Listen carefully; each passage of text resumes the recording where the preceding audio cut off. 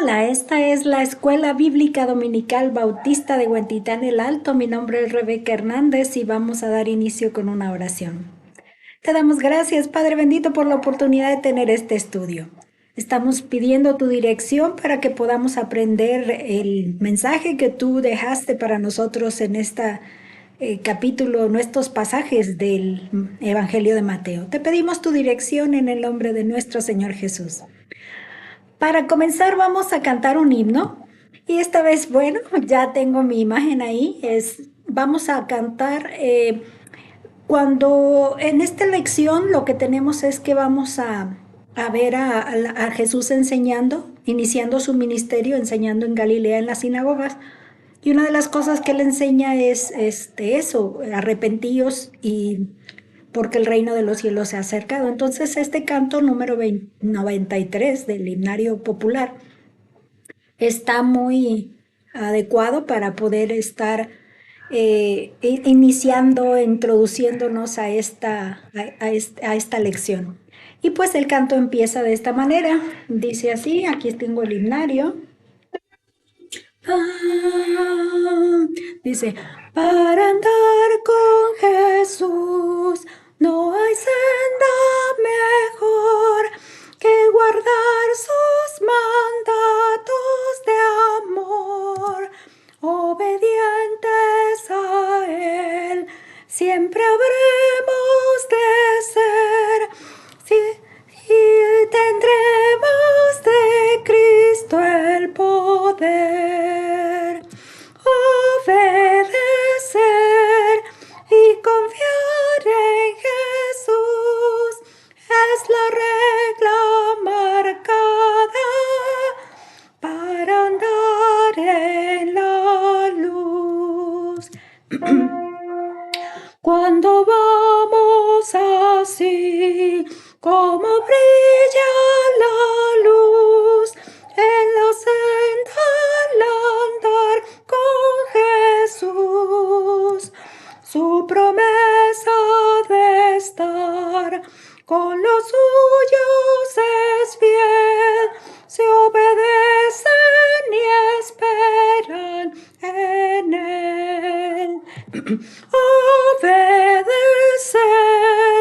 y confiar en Jesús es la regla marcada para andar en la luz. Quien siguiere a Jesús ni una sombra verá, si confiado su vida le da. Ni terrores, ni afán, ni ansiedad, ni dolor, pues lo cuida su amante Señor. Obedecer y confiar en Jesús es la regla marcada para andar en la luz. Mas sus dones de amor nunca habréis de alcanzar si rendidos no vais a su altar, pues su paz y su amor solo son para aquel que a sus leyes divinas es fiel. Obedecer y confiar en Jesús es la regla marcada para andar en la luz. Oh, todavía mi garganta está un poco afectada por la computadora en especial. El regalo de las hermanas hermosas. Y vamos a iniciar entonces con nuestra lección que está siendo ahora pues el Evangelio de Mateo Dice la primera unidad, los inicios del reino. Este estudio de hoy será el último de esta unidad. Y el primero de esta unidad fue el estudio número 27, que se titula el Hijo de Dios y su reino. Y el versículo clave de esta lección fue Mateo 16, 15 y 16. Y les dijo, ¿y vosotros qué decís? ¿Quién decís que soy yo? Respondiendo Simón Pedro dijo, tú eres el Cristo, el Hijo del Dios viviente. Para el estudio 28, titulado Nacimiento y Niñez de Jesús y el Reino, tuvimos, el versículo clave de Mateo 1:21. Y dará a luz un hijo y llamará su nombre Jesús, porque él salvará a su pueblo de sus pecados. El estudio 29 fue el ministerio y mensaje de Juan el Bautista. Y el versículo clave de este pasaje fue Mateo 3:2. Dice, y diciendo, arrepentíos porque el reino de los cielos se ha acercado. Ese fue el mensaje de Juan el Bautista. Y el estudio 30, que fue el de la semana pasada, bautismo y tentaciones de Jesús, el tema fue Mateo, el versículo clave Mateo 4:4. Él respondió y dijo, escrito está, no solo de pan vivirá el hombre, sino de toda palabra que sale de la boca de Dios. El estudio de hoy es el estudio número 31, que se titula Lanzamiento del movimiento del reino. Es un título medio curioso, porque habla de un movimiento como en el caso de los tipos movimientos políticos o movimientos de algún tipo de marchas y cosas así. Está basado el texto bíblico en Mateo y tiene varias porciones, porque el énfasis tiene que ver con los inicios o las actividades en las que el Señor Jesús estaba trabajando aquí en su ministerio. Estamos en el capítulo 4, luego nos pasamos al 5, son pequeñas porciones, el 7, el 9 y el 13. De hecho, el 13 no lo alcancé a incluir. Sí me faltó el 13. No, fue el 13. El 13 lo estamos incluyendo al inicio. Perdón, sí, ya me acordé. Entonces, el versículo clave de esta lección es Mateo 4:23, que dice, y recorrió Jesús toda Galilea, enseñando en las sinagogas de ellos y predicando el evangelio del reino y sanando toda enfermedad y toda dolencia en el pueblo. Y la verdad central de esta lección es que Jesús inicia su ministerio en Galilea, en cumplimiento de la profecía y en obediencia al Padre. Ese sería el objetivo principal, central, la verdad central. En la enseñanza-aprendizaje de esta lección es que como alumno necesitas demostrar que conoces los factores envueltos en el principio del ministerio de Jesús en Galilea y su actitud sobre enseñar, predicar y sanar hoy en día. Quizá no nos toca lo de sanar, ¿verdad? En la manera en que Jesús lo hizo. Pero bueno, es parte de lo que se espera de nosotros, imitar algo de él. Miren, este es el bosquejo de la clase de hoy que mencionaba yo, esa confusión que tuve de Mateo 13, del 53 al 58 va a ser el primer punto, que se titula Jesús es rechazado en Nazaret. El punto 2, Jesús inicia su ministerio en Galilea. El punto 3, Jesús llama a los primeros discípulos. Y el punto 4, Jesús enseña, predica y sana en Galilea. Y de hecho, estas últimas porciones son de diferentes eventos que se llevaron a cabo en esos textos. Vamos a iniciar con este primer punto que se titula Jesús es rechazado en Nazaret y vamos a leer Mateo 13 del 53 al 58. Dice, aconteció que cuando terminó Jesús estas parábolas, se fue de allí y venido a su tierra les enseñaba en la sinagoga de ellos de tal manera que se maravillaban y decían, ¿de dónde tiene esta sabiduría y estos milagros? ¿De dónde tiene esta sabiduría y estos milagros? ¿No es el hijo del carpintero? ¿No se llama su madre María y sus hermanos Jacobo, Simón, José, Simón y Judas? ¿no están todas sus hermanas con nosotros? ¿De dónde pues tiene todas estas cosas? Y se escandalizaban de él. Pero Jesús les dijo, no hay profeta sin honra, sino en su propia tierra y en su casa. Y no hizo allí muchos milagros a causa de la incredulidad de ellos. De hecho, esta manera de iniciar con este pasaje de Mateo 13 es el evento que hubo del rechazo que le hicieron, el que de alguna manera explica cómo es que Jesús dejó Nazaret y entonces cambia de residencia. Entonces vamos a ver cómo Jesús llega a la tierra donde creció. En este punto es donde él creció, por eso le llamaban Nazareno, o sí, Nazareno de Nazaret, bueno, Nazareo, no, Nazareno, ay, perdón. La parte que encuentro es este punto. Si ustedes recuerdan, está el mar de Galilea, Nazaret está en este punto. Entonces él estaba en Jerusalén cuando fue cercano a lo que era Perea, entre el río y el mar Muerto, en la parte alta, y el río, porque ahí fue bautizado por Juan, Juan el Bautista. Aunque el relato de Mateo nos dice que inmediatamente salió de ahí y vino la tentación y luego ya vienen a Nazaret, lo que sí vamos a darnos cuenta es que al conjuntar todos los evangelios, hay un periodo allí que se queda en Judea, haciendo ministerio, pero como no tan abiertamente, porque Juan estaba trabajando también en este llamamiento de arrepentimiento y confesión de pecados.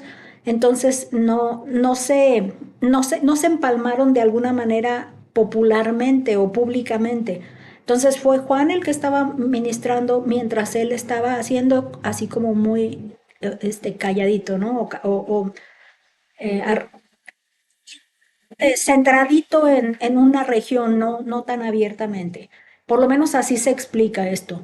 A través de la Biblia día a día de F.B. Meyer nos dice que hasta que dejó su hogar a la edad de 30 años para su bautismo, nuestro Señor evidentemente trabajó con sus manos. Tal vez ni siquiera él mismo comprendió la maravilla plena de su naturaleza, pero sin duda nadie puede despreciar el trabajo manual con el que cuando el Hijo del Hombre trabajaba en el banco haciendo, según la antigua tradición, instrumentos de labranza. ¿Qué nos dice F.B. Meyer? Que la gente lo conocía por lo que hacía, que era el trabajo de la carpintería. Y toda su vida, hasta los 30 años que fue su bautismo, vivió en esa actividad y no se destacó de otra manera. Entonces todos los de su pueblo así lo identificaban. Entonces Jesús enseña a su gente en la sinagoga y los deja pasmados. ¿De dónde yo obtengo ese término de pasmados? Bueno, déjenme decirles. Este sería la palabra hebrea, dice ekpleso. En este punto se traduce como dejar pasmado, asombrar, pasmar. Y cuando yo me pongo a identificar las características de alguien pasmado, resulta que es alguien que lo dejan frío, helado, asombrado, pero helado de una manera no positiva. Esa es la parte triste de este término. No es de manera positiva que es este encuentro que él hace. Y entonces lo que sucede es que esa parte empieza a ponerse desagradable desde este punto, asombrados pero helados de una forma negativa. Este es el comentario de Notas sobre la Biblia de Albert Barnes. Dice, era común que nuestro Salvador hablara en las sinagogas. Cualquier judío tenía derecho a dirigirse al pueblo, si el ministro lo llamaba, y nuestro Salvador a menudo se valía del derecho de instruir al pueblo y declarar sus doctrinas. Entonces, si lo llamaba el ministro, que era de la sinagoga, pues él podía participar y compartir su enseñanza.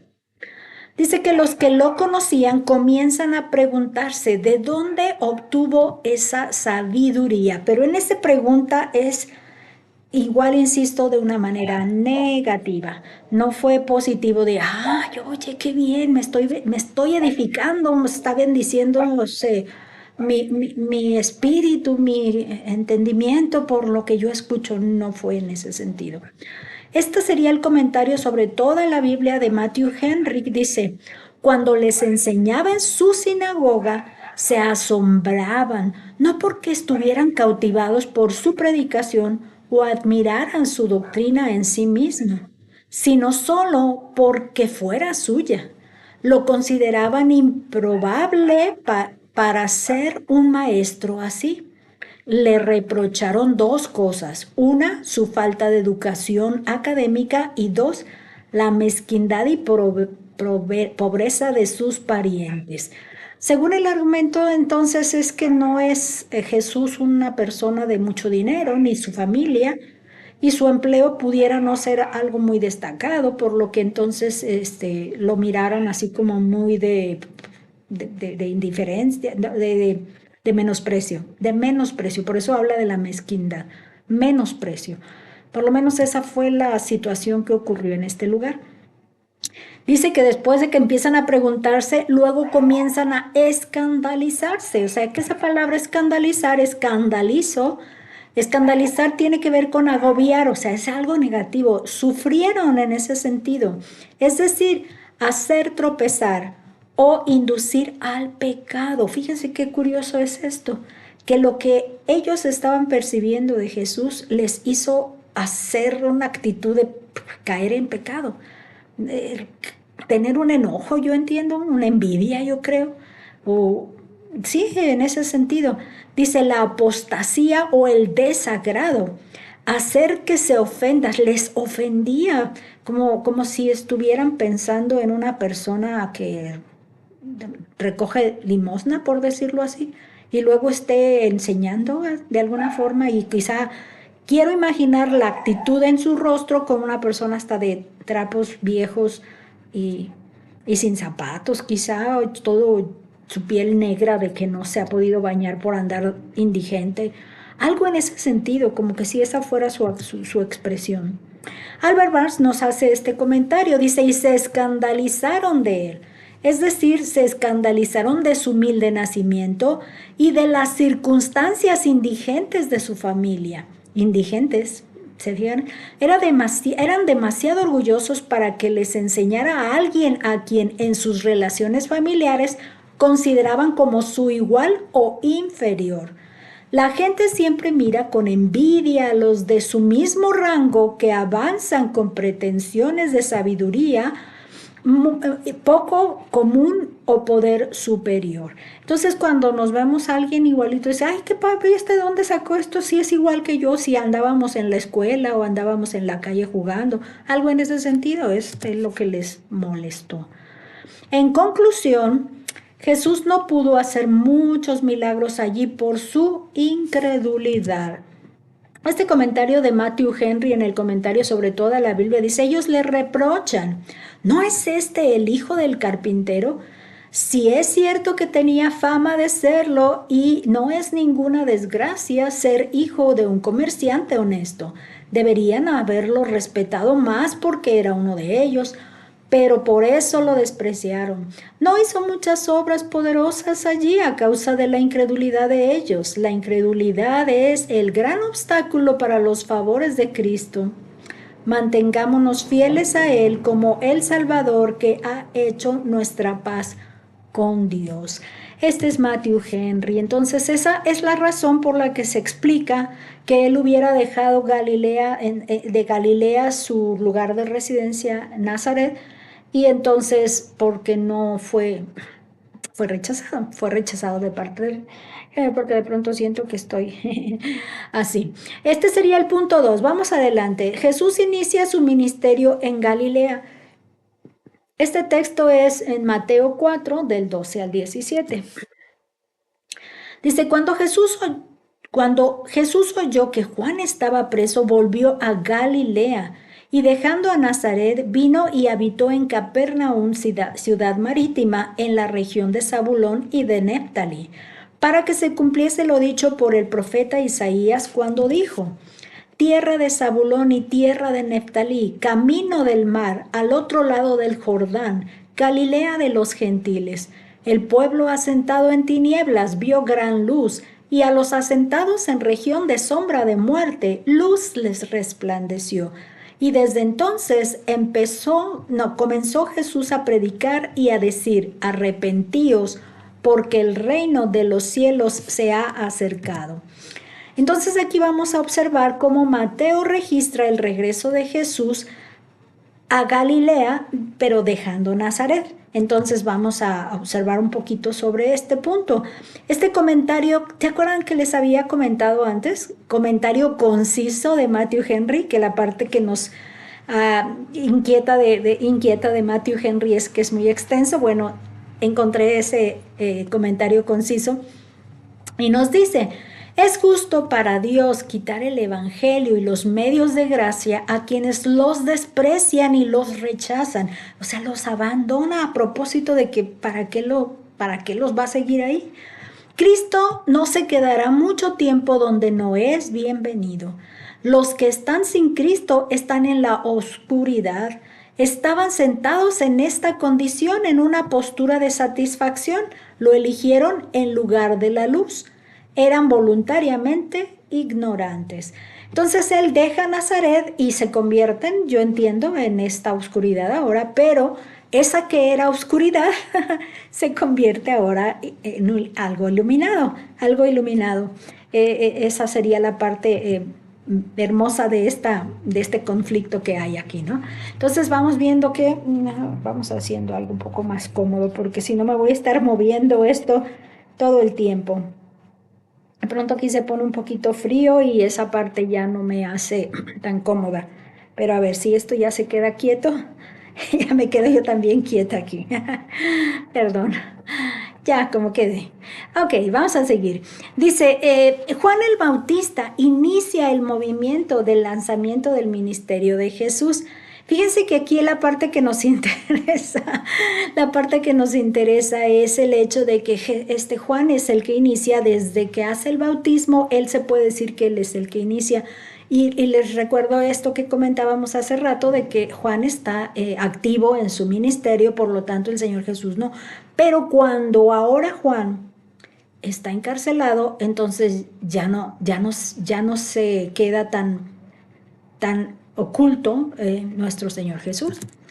Este sería el comentario sobre toda la Biblia, el extenso, el de Matthew Henry. Dice: Cristo no fue al campo hasta que oyó del encarcelamiento de Juan, porque debía tener tiempo para preparar el camino del Señor antes de que el Señor mismo apareciera. La providencia sabiamente ordenó que Juan fuera eclipsado antes de que Cristo brillara. De otra manera, las mentes de la gente habrían estado distraídas entre los dos. Uno habría dicho: yo soy de Juan, y otro: yo soy de Jesús. Juan debe ser el precursor de Cristo, pero no su rival. Entonces lo antecedió, pero no estuvo trabajando al mismo tiempo como para estar ahí. De hecho, cuando llegó este punto, los discípulos de Juan terminaron siendo los discípulos del Señor Jesús. Eso sí nos queda claro. Fíjense que encontré esta lámina que nos habla de la línea del tiempo de la que fue la vida de Jesús, pero según Mateo. De hecho, se juntan las 4 evangelios en esta línea, se empalman, es una cosa curiosa aquí. Y por ejemplo, aquí hay varias citas que están aquí mencionadas, pero lo que sí nos va a llamar la atención es lo que les mencionaba. Según los términos, como es un poco pequeño, ahora sí voy a bajar para ver un poco mejor. Habla en los términos con los que los usan. Es la vida de Jesús mostrada desde la cobertura que le dio Mateo. Aquí es donde él nace. Entonces aquí viene y según Juan, el Evangelio de Juan introduce al Señor Jesús. Entonces aquí hay unos 4 meses de tiempo intercambiando ahí. Y luego aquí viene Jesús, dice que es donde viene al templo y hace ese limpio. Y luego viene el tiempo todo este tiempo que se queda en Jerusalén es como le llaman un tiempo de oscuridad, no lo hace abiertamente. Entonces Marcos también menciona en el capítulo 1 este punto. Aquí dice Jesús regresa a Galilea y es donde Mateo 12, que es lo que estamos leyendo ahora, empieza. Entonces aquí es donde empieza la parte pública. Esta parte pública y en donde lo rechazan y entonces empieza él a tener un ministerio ya público. Aquí lo menciona, ¿no? Ya algo más abierto y se empieza a ser popular. Esa es la parte que quiere aquí mencionar. Entonces, de este punto hasta acá es que Mateo está hablándonos todo este tema ya, pero anterior no lo registra Mateo. Aunque existe un ministerio allí, ocultito diríamos, no lo registra Mateo. ¿Por qué? Tiene otro interés. Mateo tiene otro interés y por esa razón no le da atención a esto. Vamos entonces adelante. Dice entonces que Jesús oyó que Juan el Bautista estaba preso y se retira de allí a Galilea. Estábamos viendo el anterior periodo y entonces va a Galilea. Entonces aquí en la Biblia de Cambridge para escuelas y universidades dice que cuando Jesús oyó, eso dice probablemente también porque había oído antes. Entonces ya lo oyó, dice, era una precaución necesaria contra la cruel traición de Herodes Antipas. En Capernaum estaría cerca de los dominios de Herodes Felipe y pues Juan fue arrojado a prisión en Maqueronte. ¿Se acuerdan que habíamos visto cómo se dividía en el terreno? El terreno, Maqueronte es este palacio de Maqueronte, es como un palacio allí y se cree o se tiene el pensamiento de que era aquí donde estaba encarcelado, en la región de Perea. En esta región de acá, miren, Perea y Galilea están gobernados por Herodes Antipas, que era uno de los 4 hijos de Herodes. Y Felipe está reinando de este lado, por acá arriba. Entonces lo que estamos viendo es que ese comentario que nos hace es que Jesús de alguna manera prefirió ir arriba, no se mantuvo acá. Le asocia este comentario con ese hecho de que tuvo que ver con Herodes, que fue el que encarceló a Antipas. Pero bueno, no tenemos esa referencia clara, solo que nos hace claro que dónde estaba Felipe, dónde estaba Antipas y el Señor Jesús dónde llegó. Pero de Galilea a Capernaum sí salió porque no lo quisieron aceptar, lo rechazaron. Entonces Jesús se establece en Capernaum y vamos a ver esta referencia de Capernaum. Nazaret se encuentra en este punto de acá. Y este sería, de hecho este mapita me lo encontré en esa eSort, que es una aplicación de varias traducciones, varias versiones bíblicas, gráficos y todo esto. Y pues viene en inglés, pero bueno, aquí está Capernaum, miren el río, el mar de Galilea y Capernaum está pues exactamente a las orillas, ¿no? De ahí. En cambio, Nazaret es un lugar acá, más al centro de la región. Este es un comentario de Jameson Fawcett Brown, los 3 viejitos que decía anteriormente.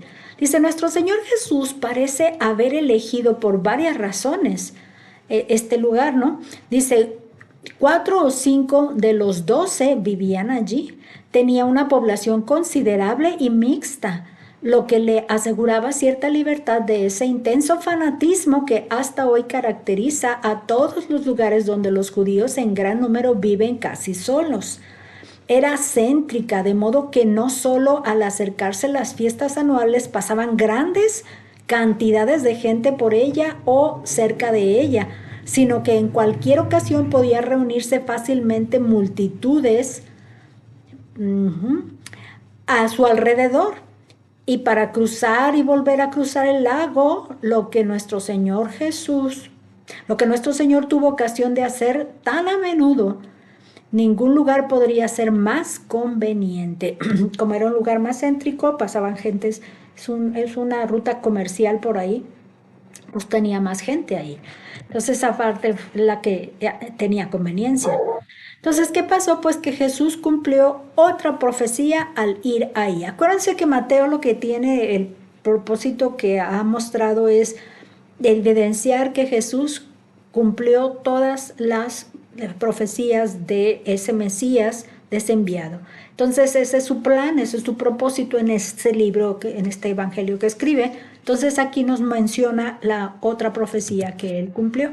Y esa se encuentra en Isaías 9, 1 y 2.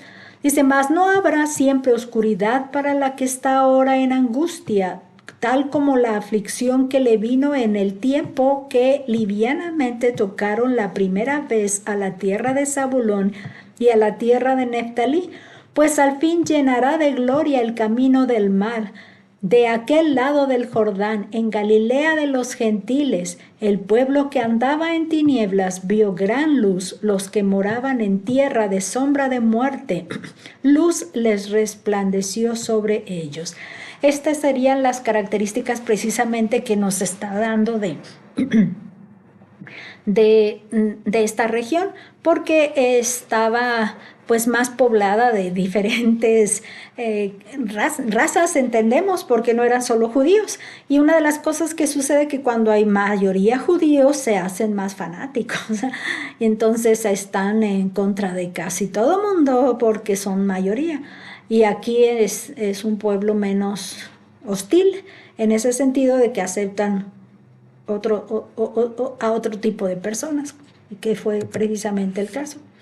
Encontré buscando, de hecho eso ya lo tenía en la primera exposición que hice de este tema, la descripción física de cómo sería Nazaret, que es como una zona montañosa, entonces está así en tipo montañita, y la manera en la que estaría Capernaum es más un vallecito así, ¿no? Y es algo que está más poblado. Fíjense que estas son pequeñitas casas, son casas pequeñitas, entonces esto debe ser muy inmenso, ¿no? Muy grande. De hecho, no hay una evidencia clara de dónde era Capernaum exactamente, no hay rastros de ello, pero esto es lo más cercano que hay actualmente de cómo sería este lugar. Dice, Jesús comienza su predicación en Galilea. ¿Y cuál es su mensaje? Arrepiéntanse, porque el reino de los cielos está cercano. Que este es el mismo mensaje que estaba predicando Juan el Bautista. Entonces él sigue haciendo mención de que el arrepentimiento es inminente porque el reino ya está, ya vino, ya está. Él mismo pues está trayéndolo, ¿no? Este es el comentario de Jameson Fawcett Brown. Dice, desde entonces comenzó Jesús a predicar y a decir, arrepentíos porque el reino de los cielos se ha acercado. Así nuestro Señor no solo repitió el tono, sino que pronunció el mismo llamado de su venerado precursor. Nuestro Señor a veces habla del nuevo reino como si ya hubiera llegado en su propia persona y ministerio, pero la economía de este reino solo estaba a la mano hasta que se derramó la sangre de la cruz y el Espíritu en el día de Pentecostés. Abrió la fuente para el pecado y la inmundicia para el mundo en general. Este es el argumento que nos habla Jameson, pero lo dice como un hecho, como que ya está. Pero sí es hasta este punto donde él entrega la sangre en la cruz y el Espíritu Santo entra ya a vivir en la vida de las personas, ¿no? Avanzamos ahora con el punto 3 que dice Jesús llama a los primeros discípulos. Recuerden que este es el inicio del ministerio. Enseña, llama a sus discípulos y también vamos a ver cuál es la siguiente actividad más adelante. Esto lo vamos a ver en Mateo 4 del 18 al 22. Dice, andando Jesús junto al mar de Galilea, vio a dos hermanos, Simón llamado Pedro y Andrés su hermano, que echaban la red en el mar porque eran pescadores. Y les dijo, venid en pos de mí y os haré pescadores de hombres. Ellos entonces, dejando al instante las redes, le siguieron. Pasando de allí vio a otros dos hermanos, Jacobo hijo de Zebedeo y Juan su hermano, en la barca con Zebedeo su padre, que remendaban sus redes, y los llamó. Y ellos, dejando al instante la barca y a su padre, le siguieron. Entonces vamos a ver que ahora que está Jesús en Capernaum, él recorre el lugar. Y esto es junto al mar de Galilea. Esta región del mar de Galilea, en las notas sobre la Biblia de Albert Barnes, nos dice que este mar de Galilea también se le llamó mar de Tiberíades o el lago de Genesaret y también mar de Cineret. Dice, su forma es la de un óvalo irregular, con el extremo más ancho hacia el norte, tiene unas 14 millas de largo y de 6 a 9 millas de ancho. Está a unos 6 pies más bajo que el Mediterráneo y esta gran depresión explica algunos de sus fenómenos especiales. Se dice que no hay parte de Palestina que pueda compararse en belleza con los alrededores de este lago. Entonces, cuando lees esto, dices, a ver, entonces, ¿cómo es eso? La belleza con la que es.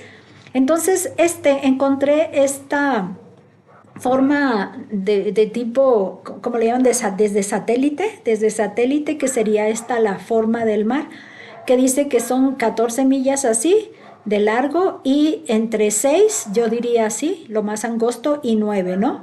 Así en lo esto. Y la otra es que es más profundo, está bajo, está más profundo que lo que sería el mar Mediterráneo. Dijéramos, si está sobre el nivel del mar, bueno, aquí está más profundo.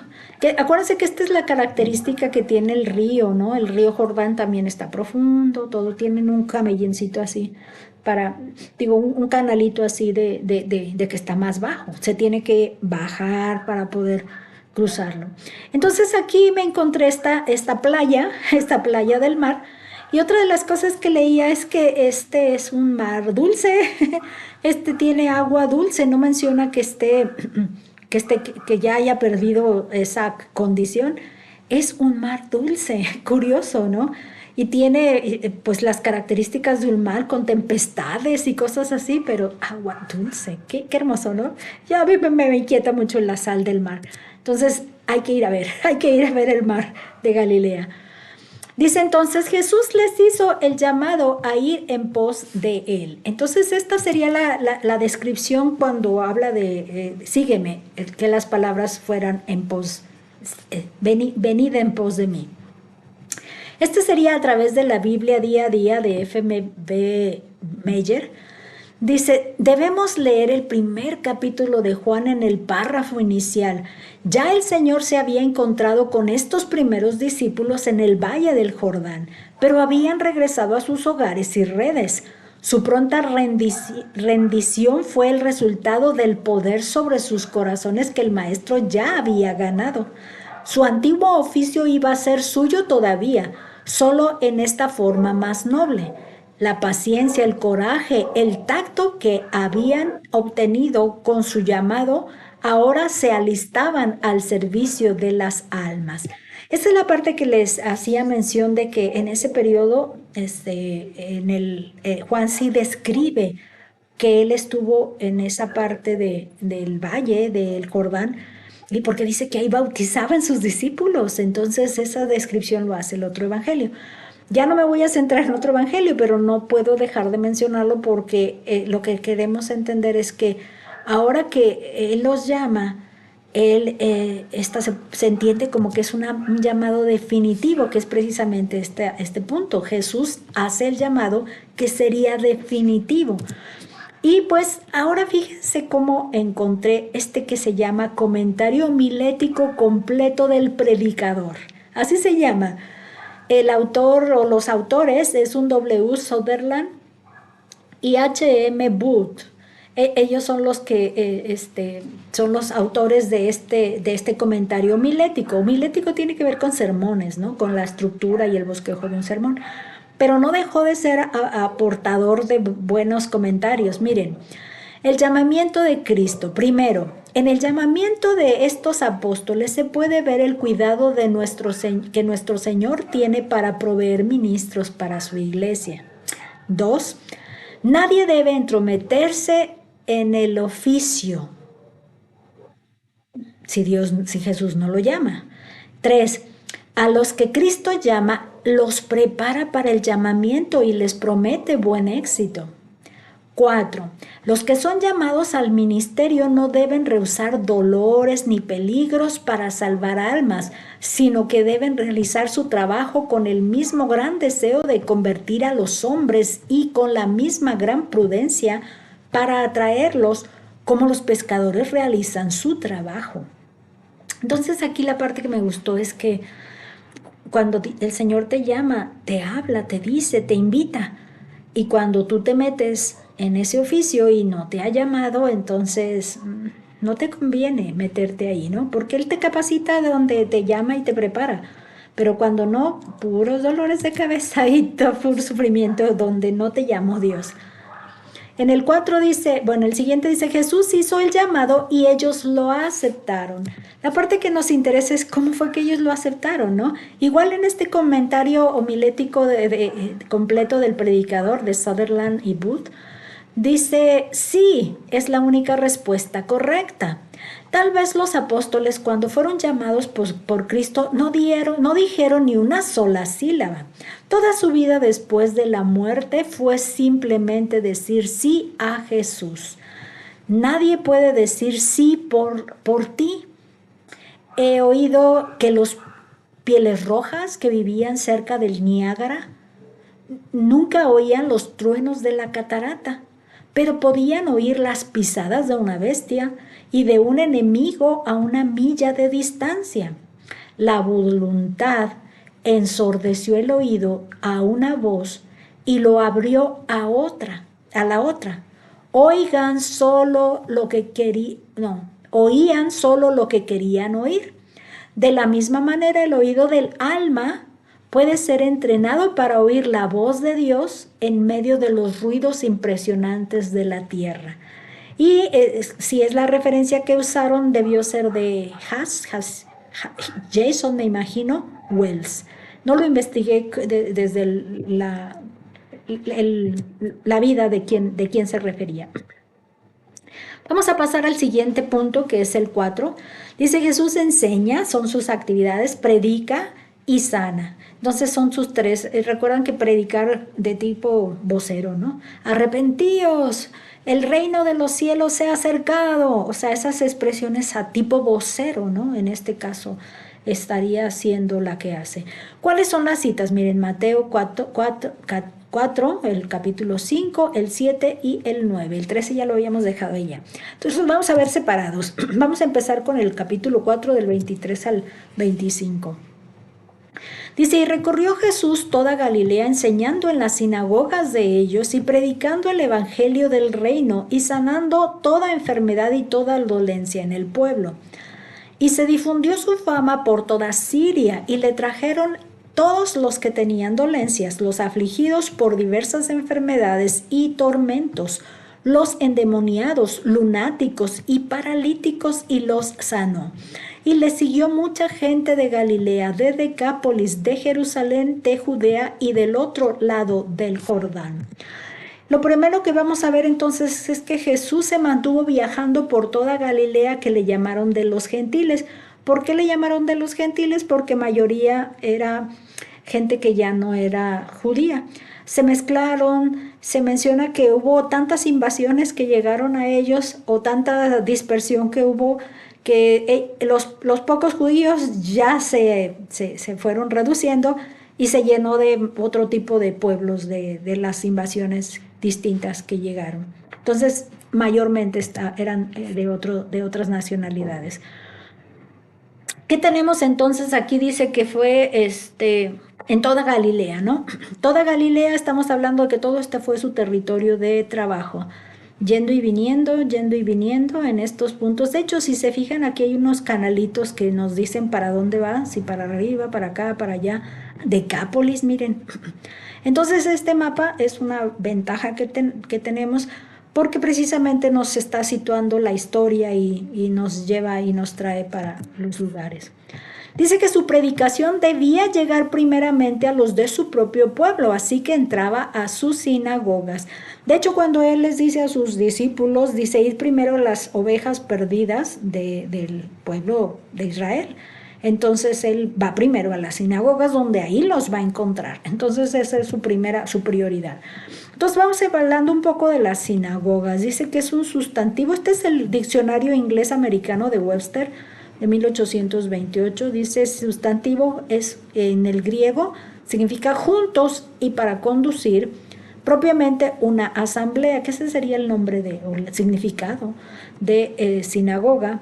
Entonces nos dice como significado una congregación o asamblea de judíos reunida con el propósito de adorar o realizar ritos religiosos. Y el punto 2 dice la casa apropiada para el culto religioso de los judíos. Esa sería la definición que hay de esto. Y en el comentario de Jameson, Fawcett y Brown, de hecho Albert Brown también nos platica, pero elegí Jameson, Fawcett y Brown. Dice, eran casas de culto local. En el tiempo de nuestro Señor, la regla era tener una donde quiera que residieran 10 hombres eruditos o estudiantes profesos de la ley. Y se extendieron a Siria, Asia Menor, Grecia y la mayoría de los lugares de la dispersión. Las ciudades más grandes tenían varias y en Jerusalén el número se acercaba a 500. En cuanto a los oficiales y el modo de culto, las congregaciones cristianas siguen el modelo de la sinagoga. O sea, que una cosa era la forma de ritos de la sinagoga, y cuando ellos empiezan a formar iglesias locales, se adapta ese estilo y esas características que están desarrollándose en la sinagoga. No era la misma que en el templo, con los ritos de ceremonia del templo. Y me llamó la atención esos lugares que menciona este comentario. Dice que en Siria, aquí este sí fue una dispersión, pero lo que no me decía era en qué periodo, si después del año 70 o antes, ¿no? Entonces, por lo menos me llamó la atención este mapa porque sí menciona estas que ahí se mencionan. Aquí está Siria, Asia Menor y Grecia y los demás lugares de la dispersión. Todas tenían sinagogas, pero las que mayor número de sinagogas tuvo fue Jerusalén, porque pues casi 500, 480 y algo creo que decía. No me acuerdo de dónde obtuve esta información, se me pasó a anotarle, pero dice sinagoga, dice, se trata de un sitio de oración, y estudio, pero también de reunión, diálogo e interpretación de la Torá. De ahí su nombre hebreo, Casa de la Asamblea. Lo más probable es que fue una en línea, porque es la parte que normalmente no le pongo la fuente. Me puse a buscar algunas ilustraciones sobre sinagogas y encontré esta que era una sinagoga judía, que sería una construcción que todavía está ahora en pie. Y esta sería una, pero es como más de dibujo, ¿no? Esta escena es más de dibujo. De hecho, había otras donde estaban bancas, pero curiosamente no estaban puestas donde, como describieron algunos de los comentarios, porque encontré bancas puestas aquí mirando a unas con otras y luego atrás unos con otros. Y la descripción era que todos miraban al frente. Había bancas, pero mirando todas hacia el frente. Y dices, bueno, pero se ven impresionantes. Bueno, esos templos impresionantes que siempre hacen inspirar, porque son de ornamentación muy de arte, ¿no? De tipo arquitectónico bello. A mí me impactan todas las construcciones antiguas, por eso era feliz yo con tanta construcción antigua en Cuba. Y bueno, era para mí todo hermoso en aquellas características que yo podía observar allí. Dice que su mensaje era tanto espiritual como físico, pues llegaba a la sanidad de sus cuerpos. Entonces Jesús tuvo esa característica. Algo que vamos a ver de la descripción de cuáles eran las enfermedades. Esta es la versión de Reina Valera, la normal, que es la que normalmente estudiamos. Dice, y se difundió su fama por toda Siria y le trajeron todos los que tenían dolencias, los afligidos de diversas enfermedades y tormentos, los endemoniados, lunáticos y paralíticos, y los sanó. Por lo menos habla de 3 características. Los endemoniados, lunáticos no serían los mismos, aunque a veces los identifican como la misma característica, y paralíticos y los sanó. Y la parte que nos va a describir, esta es la versión de la Biblia de las Américas. Y miren lo que nos dice: y se extendió su fama por toda Siria, y traían a él todos los que estaban enfermos, afectados con diversas enfermedades y dolores, endemoniados, epilépticos, y subrayé epilépticos y lunáticos, porque significa la misma descripción, o lunáticos y epilépticos, la misma descripción para unos y otros. Y miren, paralíticos, y él los sanaba. Y la parte que entonces entendí y me trajo a la memoria lo que de pronto nos toca ver cuando estamos colaborando con el ministerio de las sillas de ruedas de Jamie y sus and Friends y sus amigos, y casi tienen este tipo de características los niños o los mayores, porque su cuerpo no se desarrolla completamente. Entonces ocurren muy frecuentes los ataques epilépticos y la contracción muscular. Entonces no se crecen igual, no se desarrollan igual.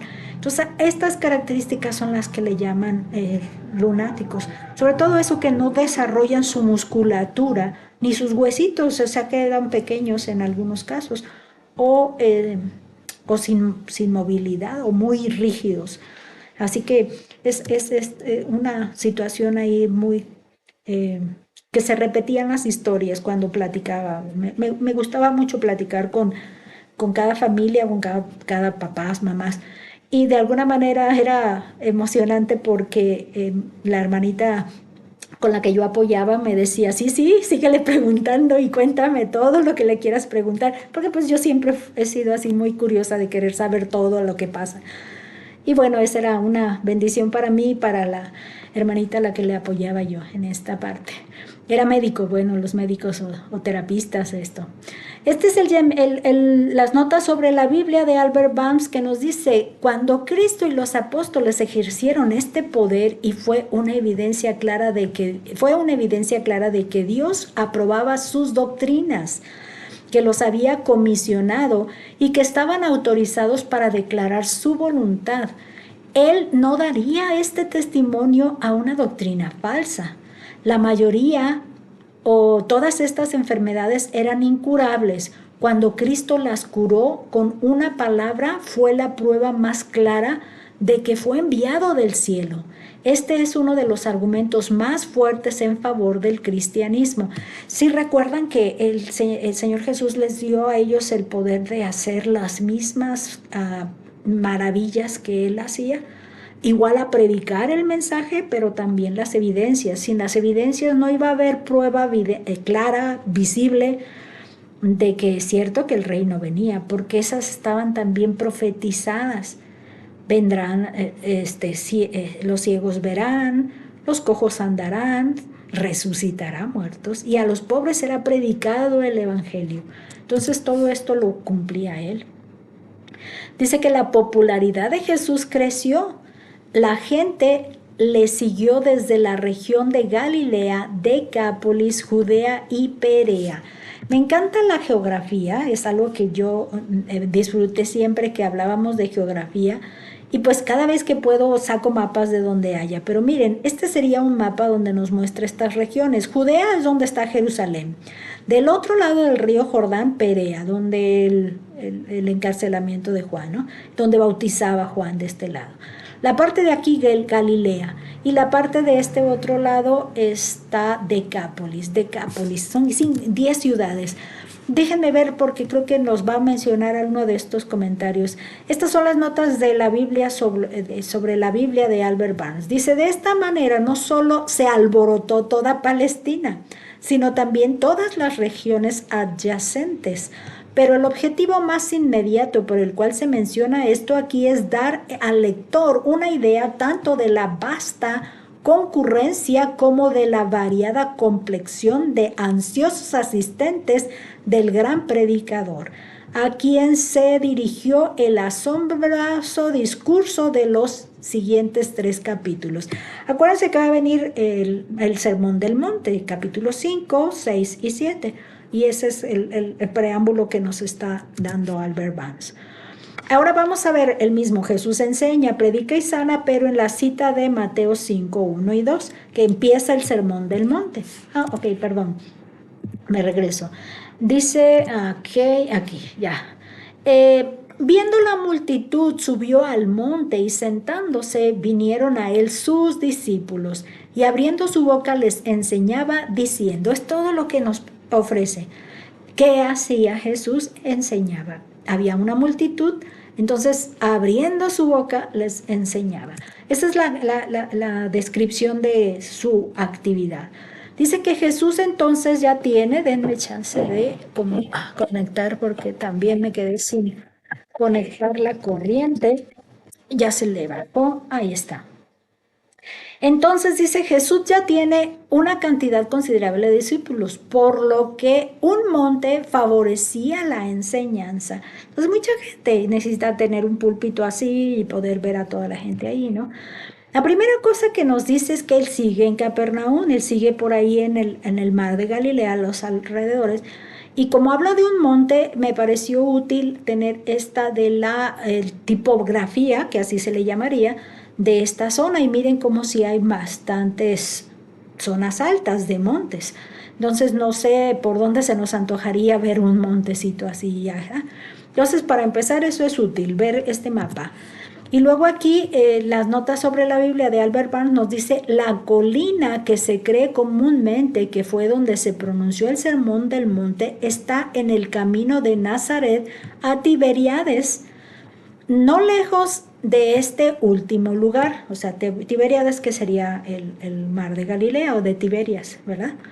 Dice, la colina es conocida con el nombre de Kuran Hatin, los cuernos de Hatin, aunque yo lo pronuncio, lo tenemos con una U, acuérdense que es uno de los símbolos fonéticos Hatin. De hecho, cuando lo traducen le ponen A en otros comentarios.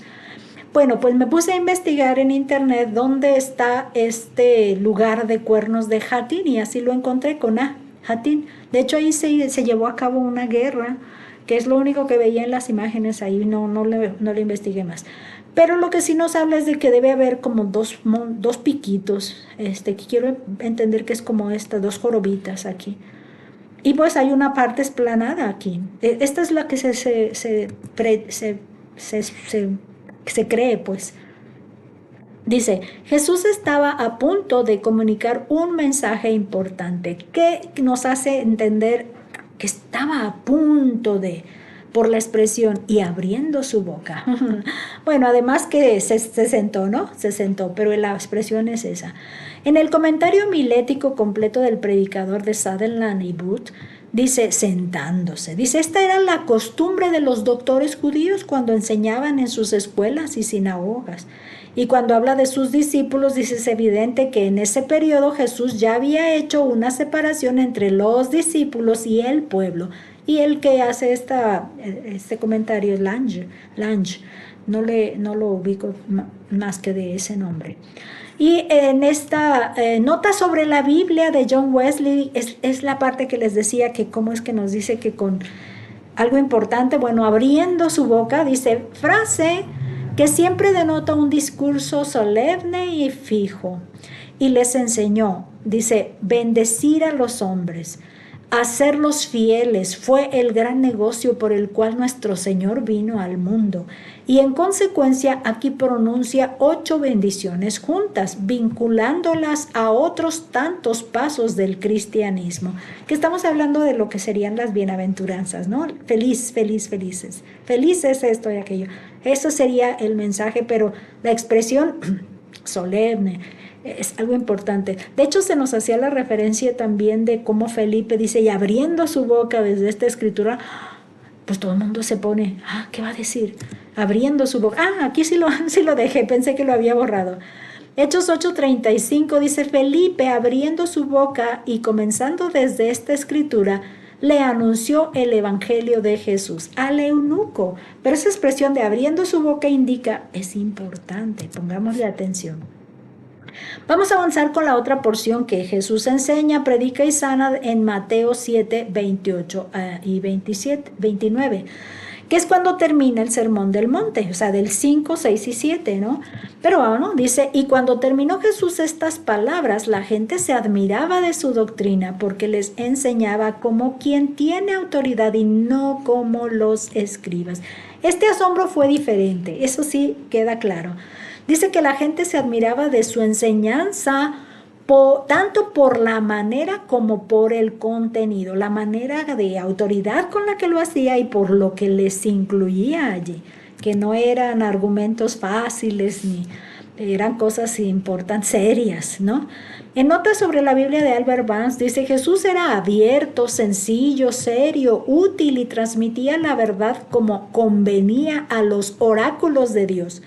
No gastaba su tiempo en disputas triviales y debatiendo cuestiones sin importancia, sino que confirmaba su doctrina por medio de milagros y argumentos. Enseñaba como si tuviera poder, como es en el original, no en la manera vana y necia de los doctores judíos.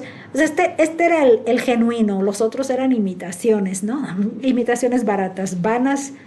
Esta sería la explicación.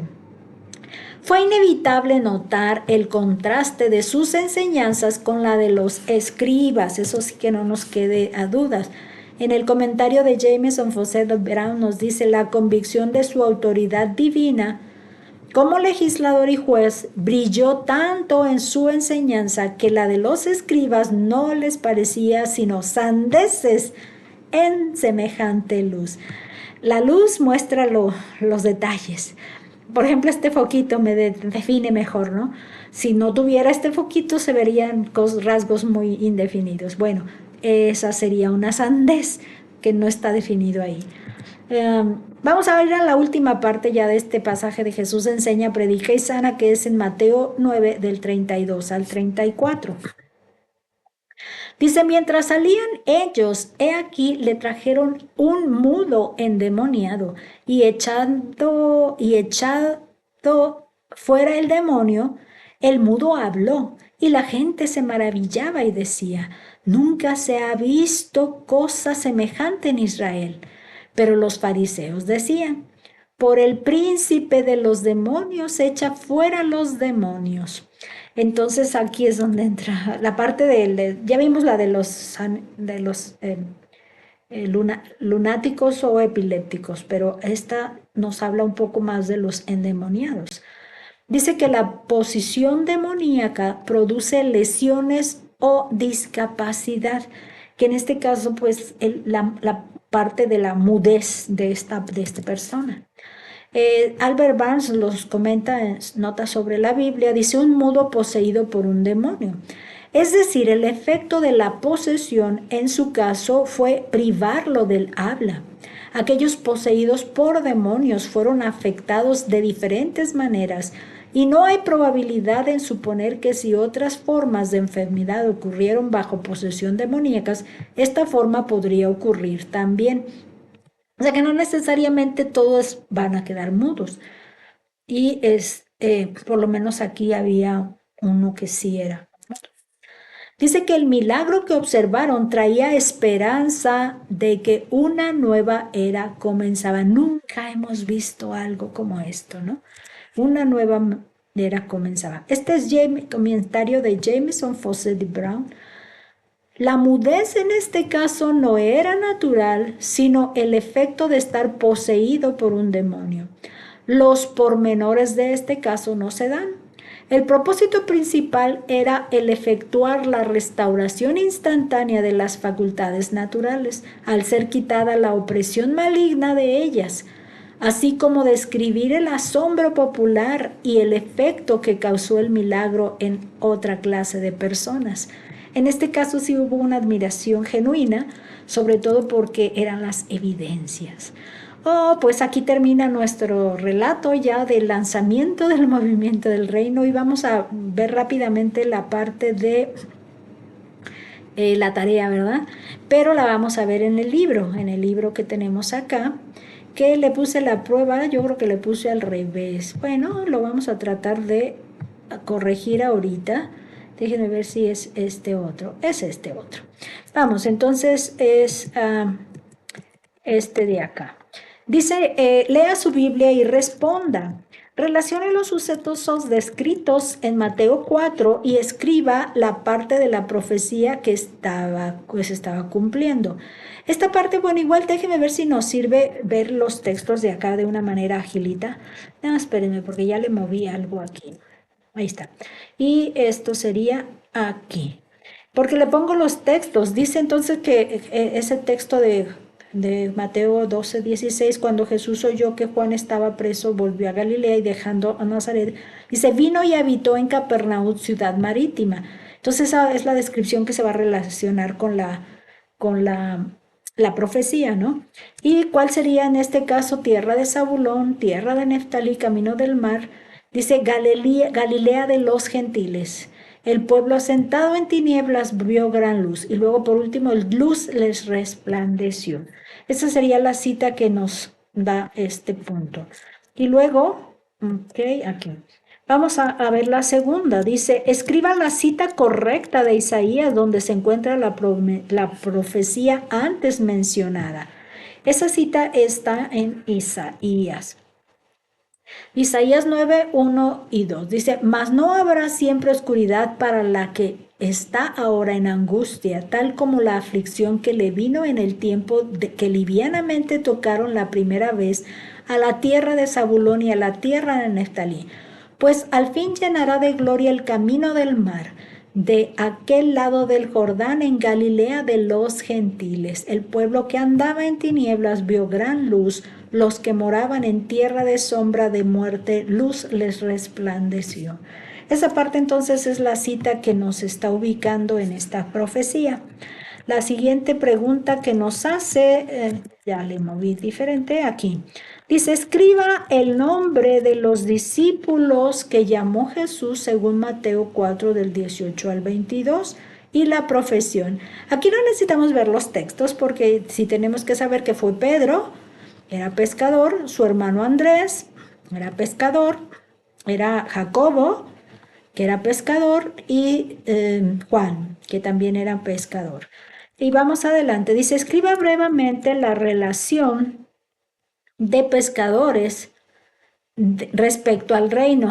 Pues que iban a ser pescadores, pero ahora de hombres, de almas. Esa sería su predicación. Ok, regresamos a las diapositivas y vamos a ver las aplicaciones. Déjenme avanzarle aquí. Aquí, las aplicaciones del estudio dice la continuidad del ministerio de la palabra. ¿Qué es lo que nos hace recordar esto? Pues que Juan estaba predicando, preparando la venida del reino del Jesús y de alguna manera cuando es encarcelado entonces alguien tiene que continuar esa predicación y lo hace el Señor Jesús.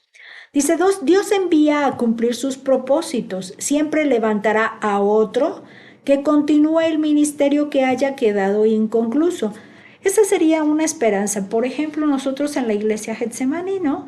Estuvimos con el pastor Correa por 20 años, luego se quedó un poco de tiempo el pastor Alfonso, y ya él decidió que va a seguir en otro proyecto.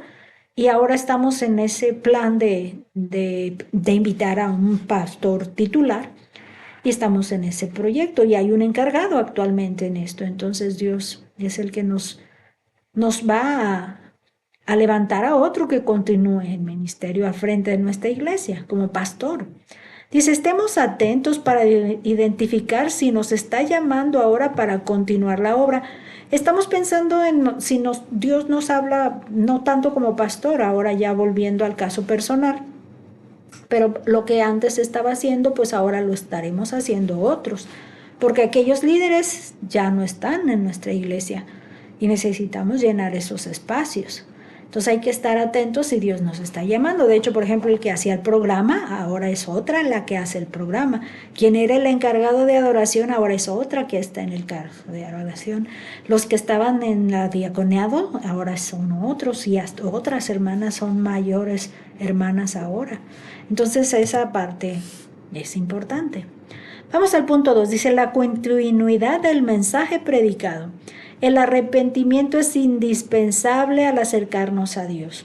Eso, arrepentíos porque el reino. Dice, ¿cómo entenderé mi necesidad de Jesús si no he reconocido mi pecado?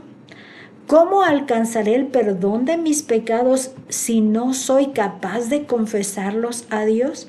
Si yo no reconozco ninguna maldad, no, ¿qué caso tiene como ir al médico? Algo que me hace recordar que yo le digo a mi hermano que se puso malito, se cayó y se fracturó las costillas. Fíjate que tengo ahora esto, bueno, pues yo iría al médico para hacer un análisis de este tipo, para poder hacer, ay, qué fácil vas tú al médico. Pues es que es la manera en la que uno quiere resolver, pues ¿cómo puedo ir y tratar de resolverlo si no sé exactamente qué, si es una infección de un tipo, la garganta o esto o aquello, ¿no? Entonces las radiografías para la cuestión de la fractura. ¿Y cómo lo vamos a atender? Pues que va a ser manteniéndolas fijas para que se solden solas, esas se soldan. Pero bueno, seguimos. Otra aplicación, el llamado al ministerio. Ese sí es del pastorado, que de hecho, bueno, aunque sí lo enfocamos al llamado del ministerio, como le llamamos, especial.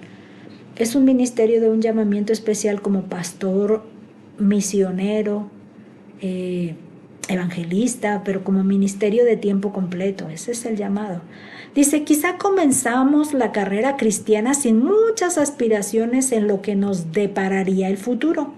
Pero cuando Jesús nos hace el llamado al ministerio, tiene claro que es definitivo y no temporal.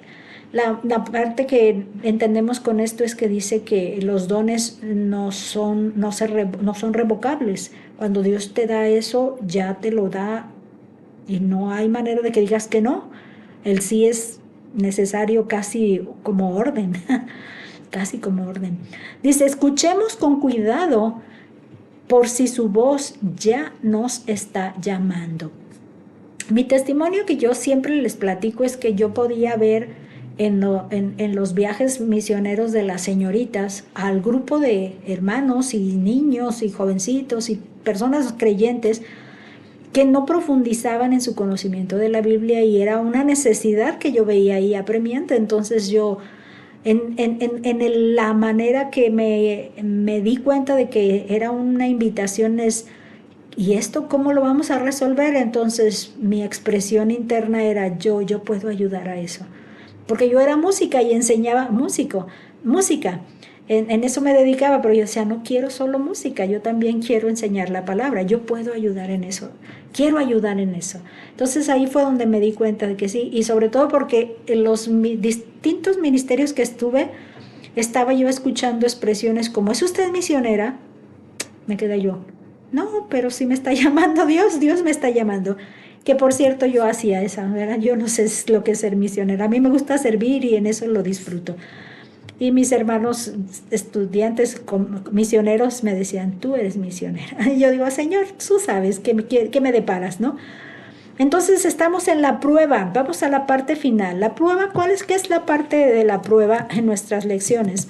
Es la aplicación personal de esta enseñanza. Vean, por ejemplo, dice, según las características de los habitantes de Galilea, casi nadie era judío. Explique lo que representa esto en el reino. Entonces, en este caso es que no hay un tipo de personas nada más a las que Dios está llamando para que entren a su reino, ¿no? Eso es lo que se entiende aquí. Entonces, de cualquier tipo de nacionalidad, déjenme ver por qué no quiere avanzar para acá. Bueno, no quiere avanzar, qué raro. Entonces, dice, explique la segunda, ¿en qué forma los cristianos pueden enseñar, predicar y sanar en la actualidad?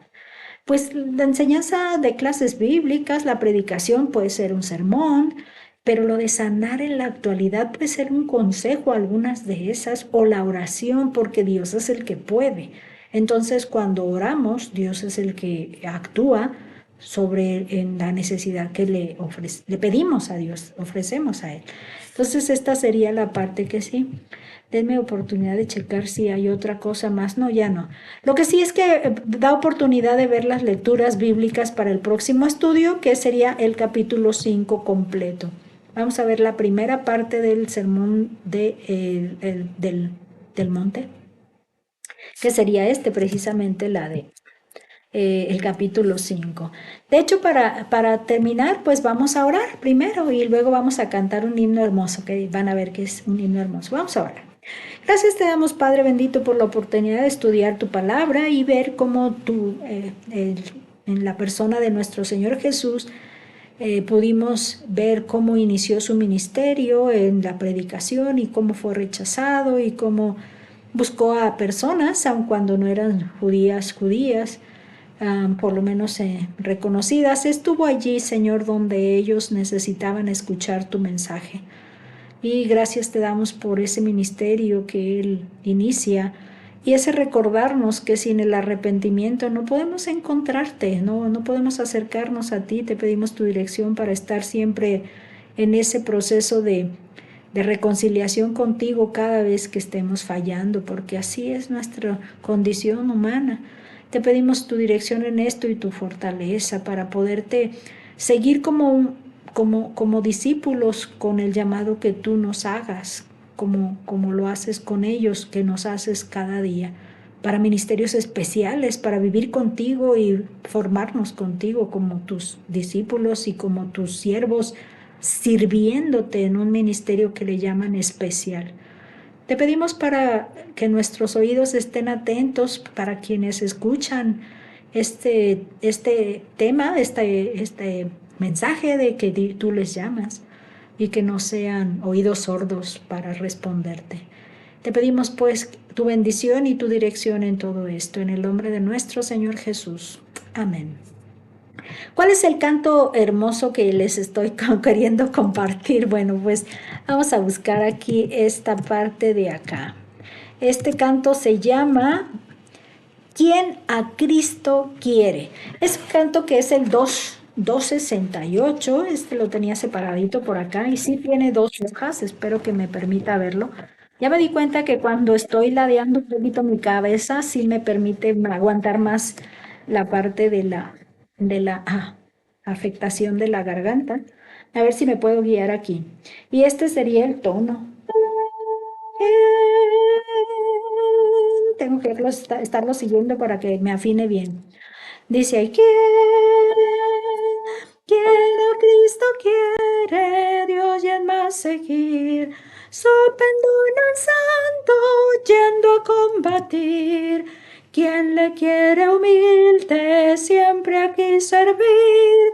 Siempre obedecerle, darle su existir. ¿Quién seguirle quiere? ¿Quién responderá al buen Redentor? Heme aquí yo iré. ¿Quién doquier que fuere, tras su huella irá? ¿Quién dirá al Señor? Seguiré. ¿Quién seguirle quiere con profundo amor, dándole la gloria, dándole en honor de su noble causa, siendo defensor? Fiel trabajador. ¿Quién seguirle quiere? ¿Quién responderá al buen Redentor? Heme aquí yo iré. ¿Quién doquier que fuere, tras su huella irá? ¿Quién dirá al Señor? Yo te seguiré. ¿Quién seguirle quiere sin vacilación? Y a su seno huyendo de la tentación, sin dudar confiando en su protección y gozando siempre de su bendición. ¿Quién seguirle quiere? ¿Quién responderá al buen Redentor? Heme aquí yo iré. Quien doquier que fuere, tras su huella irá. ¿Quién dirá al Señor? Yo te seguiré. Qué bendición. Pues que Dios les bendiga y nos vemos la próxima. Hasta la próxima.